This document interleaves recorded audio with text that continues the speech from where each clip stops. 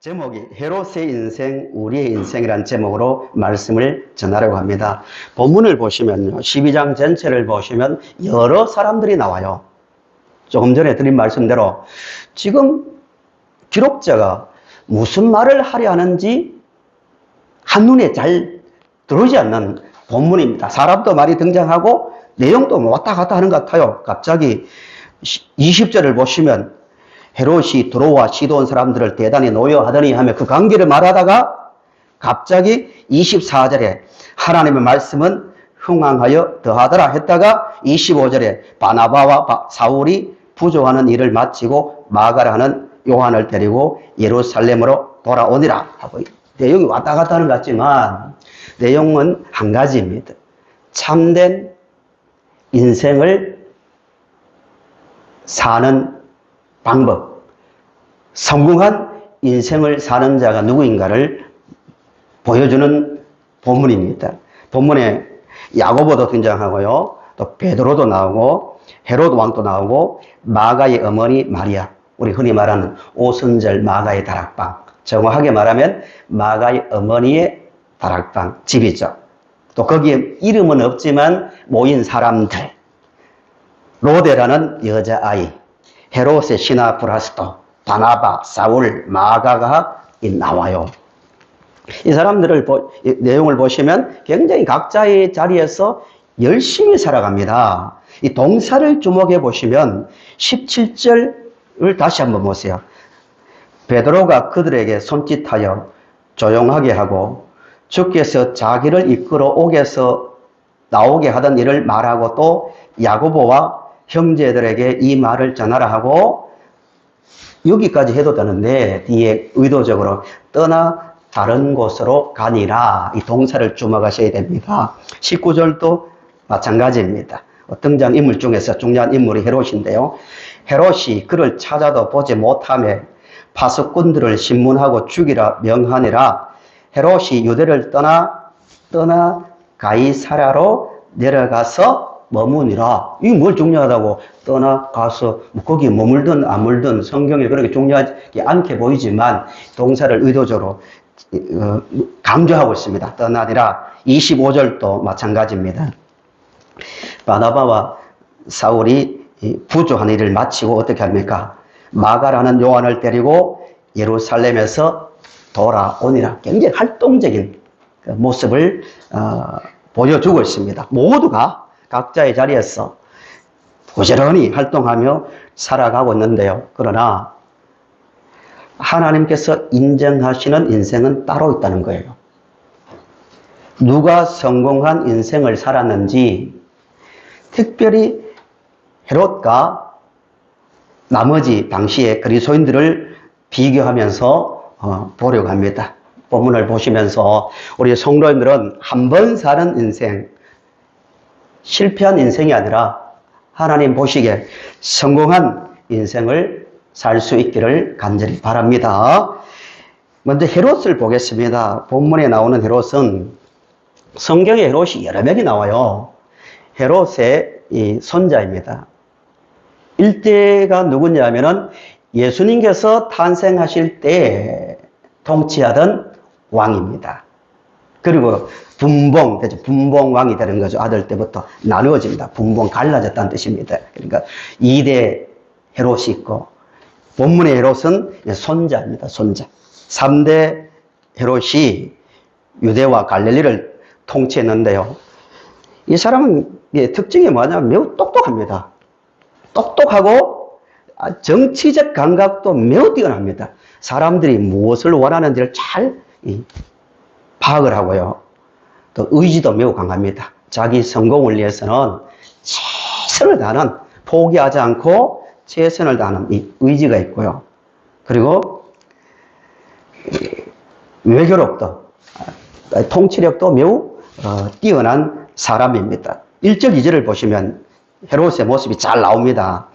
그때 헤롯 왕이 손을 들어 교회 중에서 몇 사람을 헤아려 합니다. 교인들 중에 지도자급을 이제 죽이려 합니다. 그래서 2절에 요한 형제 야고보를 칼로 죽입니다. 그 목적이 뭐냐면은, 동기가 뭐냐면 3절에 나와 있어요. 3절에. 유대인들이 이 일을 뭐 한다고요? 기뻐하는 거예요. 동기가 이거예요. 자기의 정치적 목적을 위해서는 사람 하나 죽인 것은 뭐 일도 아닙니다. 야고보를 죽는 것을 보니까 유대인들이 너무 좋아하거든요. 그래서 지도자급인 베드로를 옥에 가두옵니다. 죽이려고 가두는 거죠. 그냥 죽이는 것이 아니고 유대인들이 많이 모이는 명절날을 정해서 죽이려고 가두었습니다. 유대인들은 아시는 대로 예수님을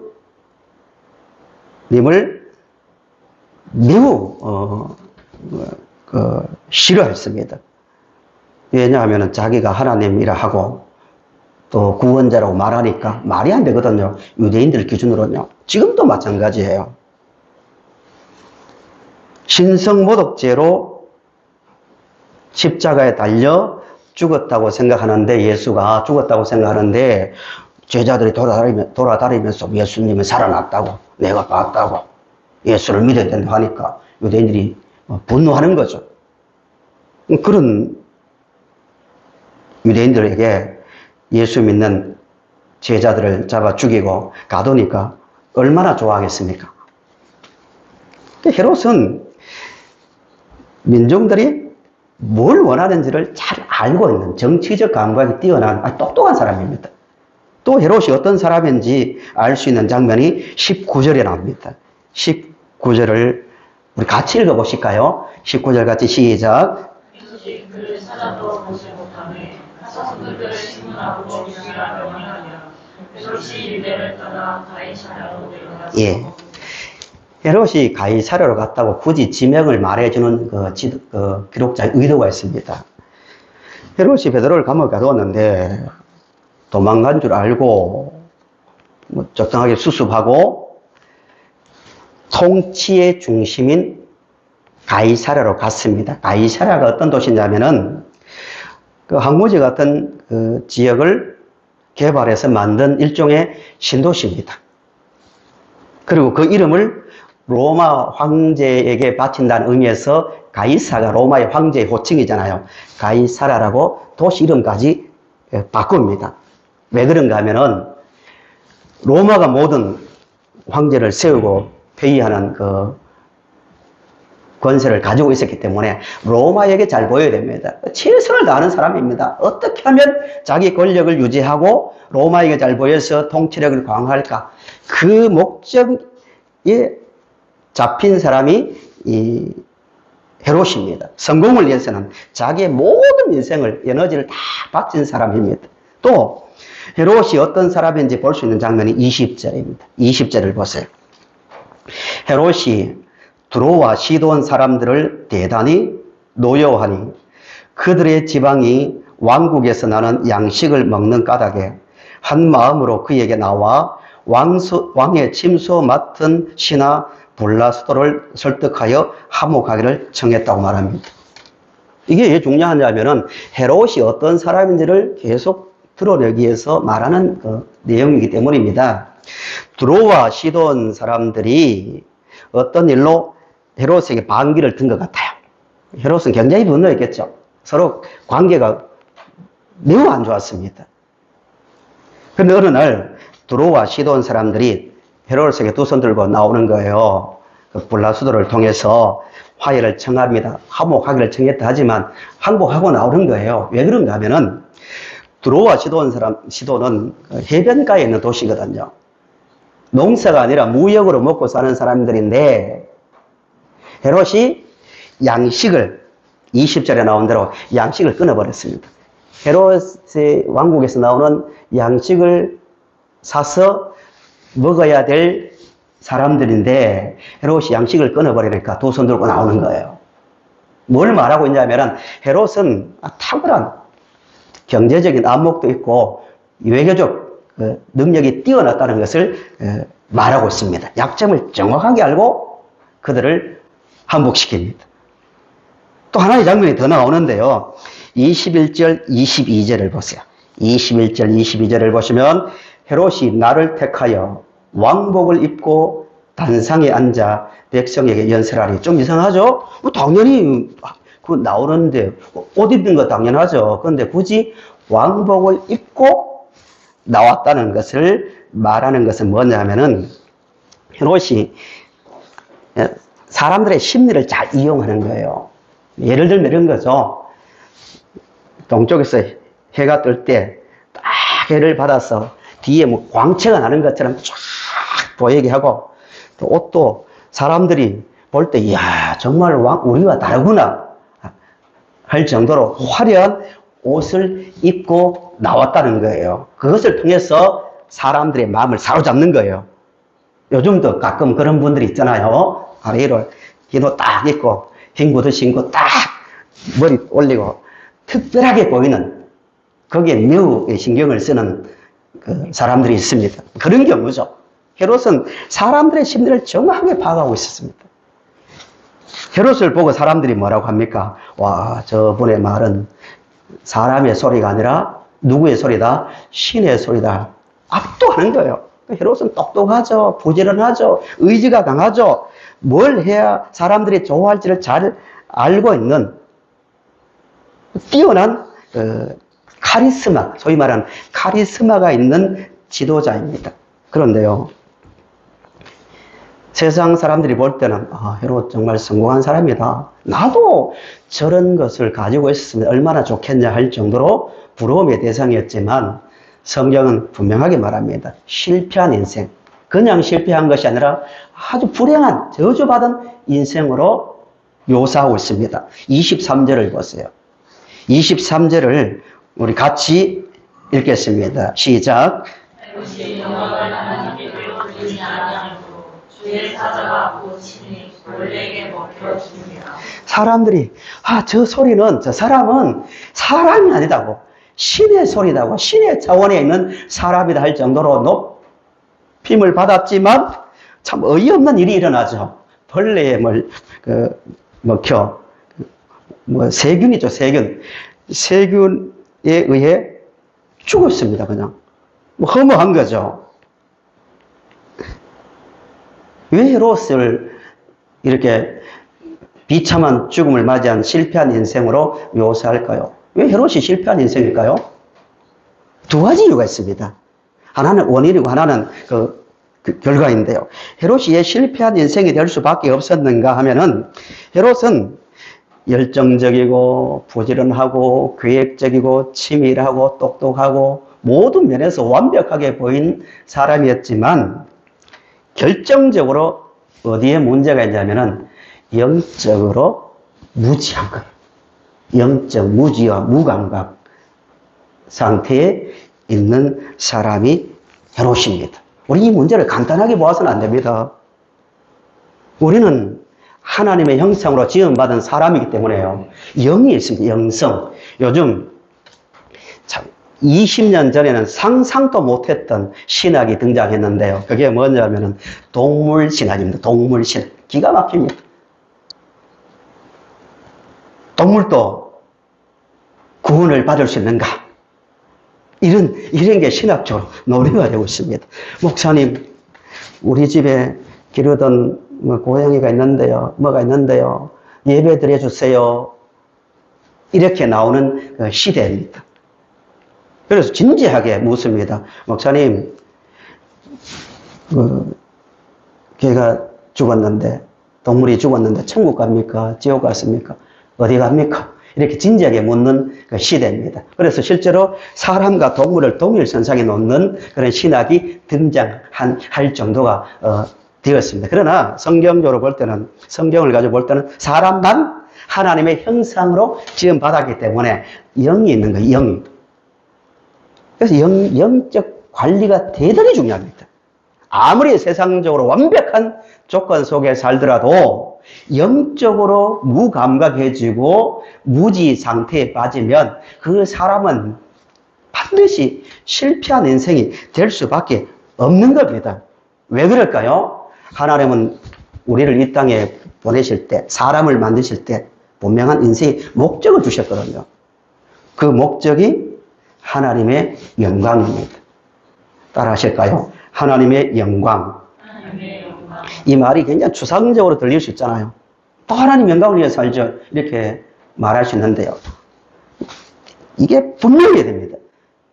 왜 사느냐 하면은, 그냥 먹고 살고 그냥 마음 편하게 살면 되는 거죠. 뭐, 이게 아니라, 예, 제가 이 땅에 태어나고 살아가는 목적은 하나님께서 원하시는 일이 있기 때문입니다. 구체적인 그 의식이 있어야 됩니다.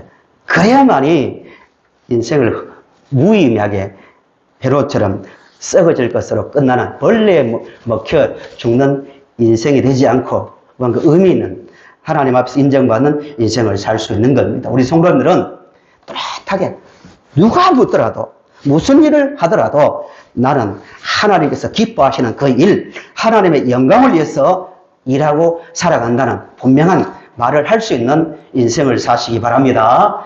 비슷한 사람이 있어요. 헤롯과 비슷한 사람이 있는데 이분은 잘 아실 거예요. 누가복음 12장을 보실까요? 현대인들이 빠지기 쉬운 모습을 현대인의 인생관을 잘 보여주는 사람입니다. 누가복음 12장의 어리석은 부자 이야기죠. 예, 많이 들으신 말씀인데요.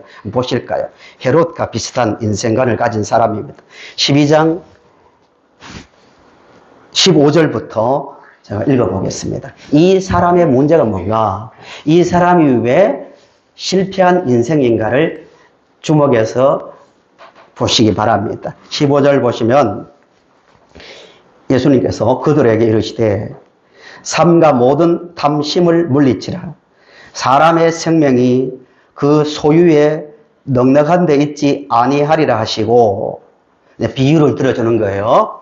또 비유로 그들에게 말하여 이르시되 한 부자가 그 밭에 소출이 풍성하며 심중에 생각하여 이르되 내가 곡식 쌓아둘 곳이 없으니 어찌할까 하고 또 이르되 내가 이렇게 하리라. 내 곡간을 헐고 더 크게 짓고 내 모든 곡식과 물건을 거기 쌓아두리라. 또 내가 내 영혼에게 이르되 영혼아 여러 해 쓸 물건을 많이 쌓아두었으니 평안히 쉬고 먹고 마시고 즐거워하자 하리라 하되. 질문입니다. 이 부자의 말 중에서 잘못된 것이 어느 부분입니까? 일반적인 세상의 관점을 가지고 보면은 절대로 이 사람 잘못 생각하고 있네 라고 말할 부분이 하나도 나오지 않습니다. 오히려 정말 성실하고 계획적인 로 산 사람이고 성공한 인생입니다. 다시 한번 보세요. 17절을 보시면 계획이 있습니다. 심중에 생각하이르되 내가 곡식 쌓아둘 곳이 없으니 먹고 마시자 이렇게 했습니까? 아닙니다. 미래를 위해서 준비하는 사람이에요. 지금 배부르게 먹고 마실 만큼 곡식이 많으니까 쌓아둘 곳이 없으니까 그냥 먹고 마시고 즐기자가 아니라 18절을 보시면 내가 이렇게 하겠다. 내 곡간을 헐고 더 크게 짓고 내 모든 곡식과 물건을 거기 쌓아두리라. 얼마나 계획적입니까? 미래를 준비하는 현명한 사람입니다. 세상적으로 볼 때.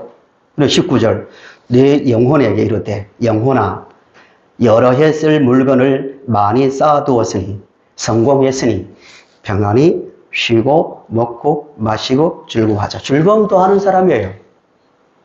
근데 예수님은 이 사람을 어리석은 사람이라고 말합니까? 20절이거든요.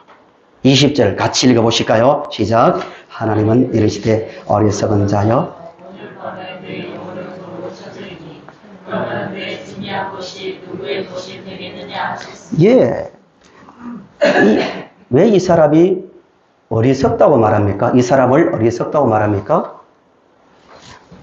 모든 소유가 자기에게 있다고 생각합니다. 20절을 보시면 이 비유의 의도가 잘 나옵니다. 자기를 위하여 재물을 쌓아두고 누구에게 대하여 부유하지 못한 자요? 하나님. 이 말씀을 해석하면 이 사람은 하나님께서 주신 인생의 목적이 없는 거예요. 그냥 평안히 살고 계획적으로 살다가 걱정 없이 그냥 죽는 것이 행복이다. 이게 전부였습니다. 불행한 인생입니다. 그 끝이 뭘까요? 남는 게 뭘까요? 그 이야기가 예수님 말씀입니다. 영혼이 있다는 거예요. 영혼. 존재의 목적이 있다는 거예요. 존재의 목적이 분명해야 되고 그 목적을 따라 살지 못하는 모든 인생은 허망하고 허무한 인생이라는 것을 성경은 분명히 말씀하고 있습니다. 우리 성도 여러분들은 내 뜻이 아니라 하나님의 뜻을 따라 하나님께서 기뻐하시는 일이 무엇인가를 생각하며 비록 이름을 크게 남길 수 없지만 하나님 보시기에 정말 인정받는 하나님께서 기뻐하시는 그런 인생을 살 수 있기를 바랍니다. 본문에는 헤롯 외에 헤롯과 비교되는 사람들이 많이 나옵니다. 이 사람들은 성공한 인생들인데요. 간략하게 한 분씩 볼까요? 야고보를 보세요. 야고보 이야기가 딱 본문에서는 2절에 나옵니다. 딱 한 절 나와요. 요한의 형제 야고보를 칼로 죽이니 하고 끝났습니다. 예수님의 제자였지만 인간적으로 볼 때는 그렇게 많은 일을 하지 못하고 일찍 목이 베어 죽었습니다. 그러나 성경 어디에도 야고보는 불행한 사람이다. 아니 이왕이면 또 오래 살면서 많은 일을 해야지 왜 이렇게 일찍 죽었지? 불행하다 이렇게 말하지 않아요. 야고보를 성공한 사람으로 성경은 묘사하고 있습니다. 왜 그럴까요? 간단합니다. 하나님께서 기뻐하시는 그 일, 하나님의 영광을 위하여 살았기 때문입니다. 두 번째도 마찬가지입니다. 베드로를 보세요. 베드로가 지금 옥에 갇혀 있습니다. 언제 죽을지 몰라요. 자기는 직감하겠죠. 아, 헤롯의 의도가 여기에 있으니까 내가 이 명절 끝날 때쯤 사람들 앞에서 목이 베어 죽겠구나 알았습니다. 모든 것을 포기하고 있습니다. 그런데 기적적으로 풀려납니다. 그렇지만 베드로가 풀려난 다음에 어떻게 되었습니까? 베드로의 삶을 보면 평생을 고난을 받다가 마지막에는 베드로가 마지막에 어디에 달려 죽습니까? 십자가에 달려 죽습니다. 고생하다가 십자가에 달려 죽습니다. 그러나 성경 어디를 봐도 베드로를 불행한 인생, 고생만 하다가 물론 고귀한 우리 편으로 주의 일을 했지만 이왕이면 좋은 일 편하게 목회하고 편하게 주의 일을 하고 편하게 뭘 하다가 가는 게 복인데 왜 이렇게 고난을 받다가 십자가에 달려 죽었을까? 이렇게 말하지 않아요. 자신도 그렇게 말하지 않아요. 베드로 전후서를 보시면요. 9절마다 베드로는 감격에 차 있습니다. 우리를 부르신 하나님, 바울도 마찬가지죠. 말할 때마다 바울과 베드로가 고난받는 성도들에게 또 많은 내일을 알 수 없는 어려운 가운데 있는 성도들에게 항상 첫 번째로 하는 말이 뭐냐면, 위로의 말이 뭐냐면은, 우리는 하나님의 부름을 받았습니다. 하나님께서 주신 그 사명을 감당하고 있습니다. 그게 복이 아닙니까? 이것보다 더 큰 복이 어디 있습니까? 이게 최고의 위로고 최고의 그들에게 주는 격려였습니다. 자신을 향하여서도 그렇게 말합니다. 부름받은 나, 하나님의 영광을 위하여 일할 수 있도록 부름받은 나, 이 하나로 모든 것을 베드로는 이겼고 기뻐하며 살았습니다. 불행한 사람이라고 성경은 말하지도 않고 베드로 자신도 그렇게 말하지 않습니다. 또요, 재미나는 부분인데요. 베드로가 감옥에 갇혔을 때 사람들이 뭘 했냐면은 12절을 보세요. 12절.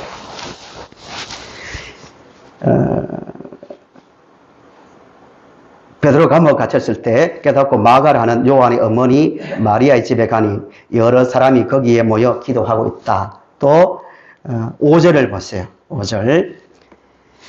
이에 베드로는 옥에 갇혔고 교회는 그를 위하여 어떻게 하나님께 기도했습니까? 간절히 기도했습니다. 당연하죠. 제가 만약에 요즘 시대에는 뭐 그런 일이 없겠지만 주의 일을 하다가 감옥에 갇혔다면 성도님들은 어떻게 하시겠습니까? 아이, 뭐, 목사님 좀 지혜롭게 좀 목회를 하지. 참, 네, 알아봤다고 평상시에. 이렇게 하겠습니까? 기도하겠죠. 특별히 야고보가 며칠 전에 못 베어 죽었는데, 베드로 죽이는 것은 일도 아닙니다. 헤롯 입장에서. 그래서 간절하게 기도합니다. 간절히 기도했는데, 정말, 베드로가 감옥에 갇혀있을 때 16명이 지켰다고 말씀드렸습니다. 4인 1조로. 왜 그랬냐 하면 5장 사건대로 사도들이 감옥에 갇혀있을 때 뭐 기적이죠. 천사의 도움으로 풀려난 사건을 경험했기 때문에 헤롯이 16명이나 동원해서 4인 1조로 지키는 거예요. 그리고 몇 중으로 된 감옥입니다. 몇 중으로 된 감옥. 그리고 손발이 세 줄로 묶여 있다고 성경은 구체적으로 말하고 있습니다. 그런데 풀려났어요. 기적이죠, 기적. 있을 수 없는 일입니다. 왕의 명령으로 감옥에 갇혔고 사람들이 지켰는데 풀려났습니다. 그래서 기도하는 자리에 왔습니다. 사람들 열심히 마가의 어머니 다락방에서 기도하고 있는데 열심히 기도하고 있는데 왔어요. 그 문 앞에 누가 지키고 있었냐면 어린 소녀 로데가 지키고 있었습니다. 깜짝 놀라겠죠. 감옥에 갇혀있는 베드로가 눈앞에 있으니까 너무 좋아가지고요. 그 장 밖에 두고 달려가서 기도하는 분들에게 지금 베드로 선생님이 여기 와 있습니다 하니까 사람들이 어떤 반응을 보였습니까? 할렐루야 했습니까? 우리에게 큰 교훈을 주는 장면입니다. 아멘, 감사합니다. 간절하게 믿습니다. 하나님 믿습니다. 눈물을 흘리며 땀을 흘리며 기도했던 그 자리에 베드로가 풀려 나와 있는데 사람들의 반응이 로데가 지금 문 앞에 와 있습니다 하니까 15절을 보세요. 15절 이렇게 말합니다. 그들이 말하되 로데를 보고 뭐라고 합니까? 미쳤대요. 이해가 됩니까? 정말 그 사람들 믿음 없네. 이렇게 말을 하시렵니까? 우리의 모습 아닙니까? 기도할 때는 믿음으로 기도하고 뭐 침을 튀기며 기도하지만 실제에서는 잘 믿지 못하는 것이 일반적인 사람들의 모습입니다. 심지어 정말이라고 힘써 말하는데도 그러면 베드로가 아니고 베드로를 지키는 함께하는 누구라고요? 천사겠지. 너 천사겠지. 영적인 존재겠지. 믿지 않아요. 계속 베드로는 밖에서 문을 두드리니까 이제 문 두드리는 소리 듣고 열어주니까 진짜 베드로가 있는 거예요. 아무도 믿지 않는 거예요. 이 모습을 통하여 성경이 말하는 것은 이 부분이 이겁니다. 비록 완전하지 못하고 불완전하고 연약한 이름 없는 성도들이지만 하나님 앞에서 쓰임받는 이들은 결코 실패한 인생이 아니다. 이들까지도 사용해서 하나님은 일하고 계신다는 것을 보여주는 거예요. 우리 성도님들도 이 땅을 사실 때 내가 부족하고 기도하고도 돌아서서 의심하더라도 그걸 가지고 낭망하거나 절망하지 마시고 그런 나약한 모습까지도 아시고 하나님께서 그 기도를 받으신다는 믿음으로 자신을 소중히 여기면서 믿음으로 뒤돌아 서지 말고 생활하시기를 간절히 바랍니다. 성공한 인생이다. 이 말을 이 사소한 우스운 이야기지만 이런 이야기를 통하여 하고 싶은 겁니다. 말씀의 결론입니다. 인간의 눈으로 볼 때는요, 이 다양한 여러 사람들이 나오고 또 일어나는 일들을 보면 다 이해를 못할 수 있어요. 질문을 하면은 저 답변 못합니다. 목사님, 왜 하나님께서 똑같이 기도했는데 야고보는 비참하게 인간적으로 볼 때 목이 베어 죽고 베드로는 기적적으로 은혜롭게 이렇게 풀려났습니까? 왜 그랬습니까? 이해 못해요. 얼마나 이해 못할 일이 많은데요. 왜 그 사람이 죽었습니까? 그 사람이 왜 그런 일을 당해야 됩니까? 이해 못할 일이 너무너무 많지만 기록자는 그럼에도 불구하고 하나님은 그 모든 사람들을 통하여 일하고 계시며 그 삶을 받으신다는 겁니다. 본문에서 가장 중요한 말씀이 24절이에요.